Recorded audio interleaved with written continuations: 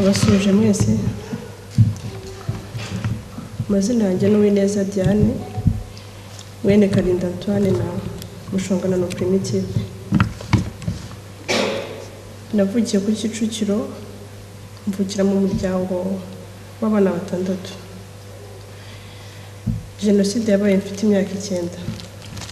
Byose narabibonye kandi ndanabyibuka. Ibijya byora kubivuga ariko no kugerageza tukabivuga. Hari mu gitondo itariki 7 ukwezi kwa 4/94 mu gitondo hari urusaku rwinshi rw'amasasu. Papa nibwo yazaga mu cyumba cyacu aravuga ati mwambare ngiye hanze ndebe ibintu byabaye. Yarasohotse ariko ntiyahatinze kuko yaje yirukanka cyane aravuga ati ari mwihishe mu cyumba kindi. Mama natwe twese, papa ariko wajya mu kindi cyumba cyabo. Interamwe nyinshi zaraje zimena ibirahure, zimena inzugi, barinjira.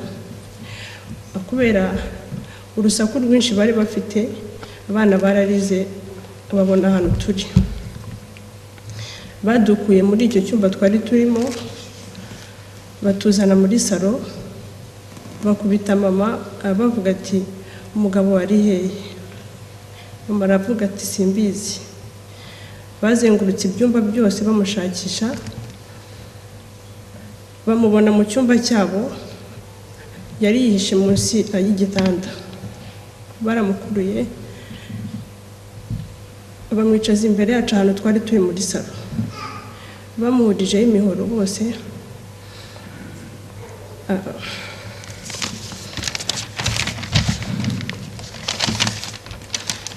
Yaratakaga, yaraborogaga,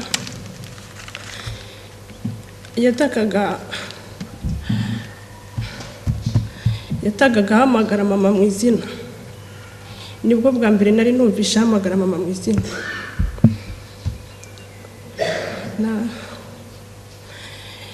Ntabwo yahise apfa, bararushye baragenda. Baravuga ati umunsi wanyu namwe urahari. Mama nta kundi kuntu yari bubigenze, yaduhaye abana ngo tubaheke, waheke papa kuko ingingo zose azari zavunaguritse bari bazitemye, ntiyari bugende. Yaramuhetse n'imbaraga nkeya yari afite amukurura hasi kuko ataramushoboye. Twaciye muri quartier, abaturanyi badushungereye baseka, bakoma mu mashyi. Mama aravuga ati tugende muri Eto Minuar ahantu yariri. Baratwakiriye, twasanze n'abandi batutsi benshi bari bahahungiye, harimo mutante n'abana be. Bapfutse papa ariko ntabwo byari byoroshye ibikomere byose kubirangiza. Twabaye aho ngaho itariki 11 Minuar yiyemeza kugenda. Twebwe abana ntabwo twari tubizi byari byo, uretse abantu bakuru baravuze tuti mwitegure turagiye CND, hari inkotanyi. Icyo gihe mama yanze gusiga papa, aravuga ati mwebwe nimujyane na tante papa mu marenga kuko atavugaga, ati nimugende. Yaringinze, mama aremera, turajyana. Interamwe zari ziri hanze zirindiriye nizo zinjiye ziramurangiza. Twakomeje urugendo tugera Sonatube.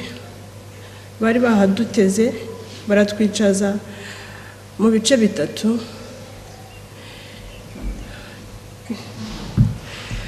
Ku mugoroba baravuga ngo tuzamuke, rwari urugendo rurerure. Abazi Nyanza murahazi kuri uriya muhanda wa Kicukiro. Ubu habaye hafi kuko hari kaburimbo, ariko icyo gihe wari umuhanda w'ibitaka. Twari turushye, twari dushonje. Mama yari yambwiye ati tugume twese hamwe, dupfire hamwe. Tugera i Nyanza, baratwicaza, baravuga ngo abo tubarimo nibavemo. Bavuyemo batangira kurasa.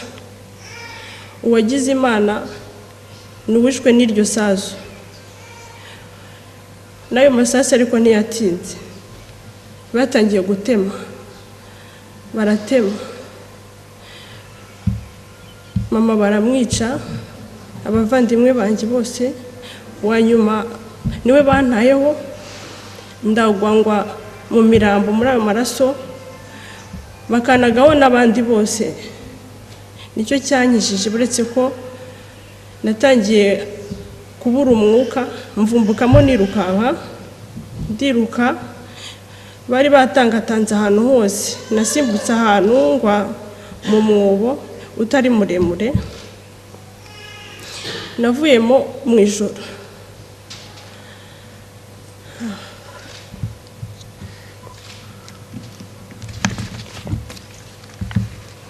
Navuyemo mu ijoro, nihishamo aho ngaho mu bihuru byari bihari. Nagumyemo aho ngaho, mu by'ukuri ntabwo nzi iminsi nahamaze. Iyo nagiraga Imana, imvura yaragwaga, nkabona amazi yo kunywa, nkabona imbaraga. Ku mpande zanjye numvaga abantu baboroga basaba imbabazi, ati nimutubabarire, ariko ntabwo byatindaga, barabicaga. Imana rero yarahandindiye.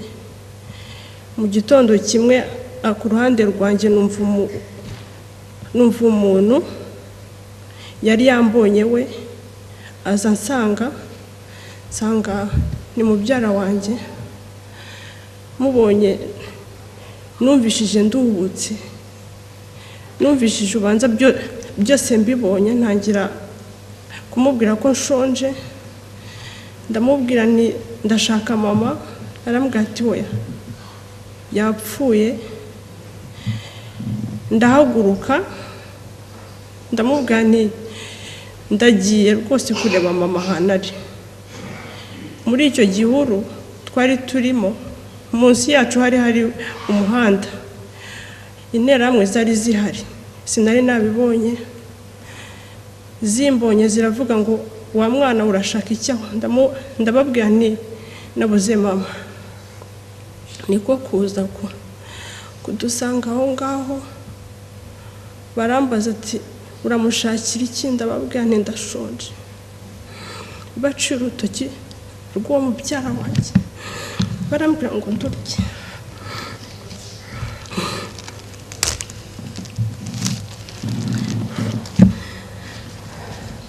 Ndababwira nti ntabwo njya ndya abantu. Bakarunshengeza mu kanwa. Ntabwo byatinze, umubyara wanjye baramutemye. Ngiye nabaye nkaho mbuze ubwenge, naryamye aho ngaho. Ubwenge bwaje bagiye. Nabutse wa muhanda, nuko hari akayira gatoya, nkabona undi muhungu wagendaga ariko asa nkaho arimo kwihisha.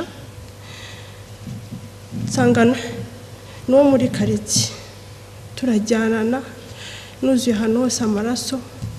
Imbere yacu hari inzu n'umudamu hari hanze.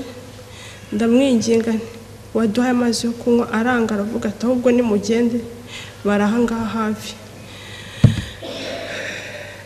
Twarazamutse,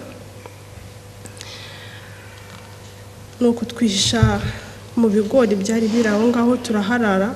Mu gitondo twumva abantu barimo baravuga ibintu by'Imana Bikira Mariya, twibwira ko wenda ari abantu beza, twarabasanze ariko twari tubishyiriye, bataye hasi amasuka, nuko baravuga ati mwari muri he iki gihe cyose? Numvaga nshaka cyane amazi yo kunywa, ndababwira nti mumpe amazi mbere y'uko mpfa. Barayampa, baratubwira ati atubajyanye ku ibambiro, batwereka n'ukuntu bari butubambe n'umugozi, baradushorera badukubita, tugwa hasi badukubiza imigeri, tugera koko aho hantu hari ibiti bibambyeho abantu, koko byari byo koko, ariko kubw'Imana inkotanyi zari aho ngaho hafi, nuko narokotse. Ndashimira Imana yandukuye, yabarokoye kandi namwe mwese.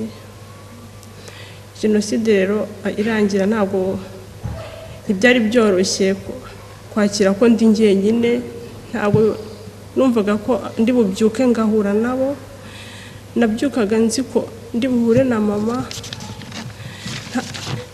ntamubona bikaba nabi. Nari ntunzwe n'amarira, nari ntunzwe n'agahinda. Umunsi umwe nagiye rero mu rugo,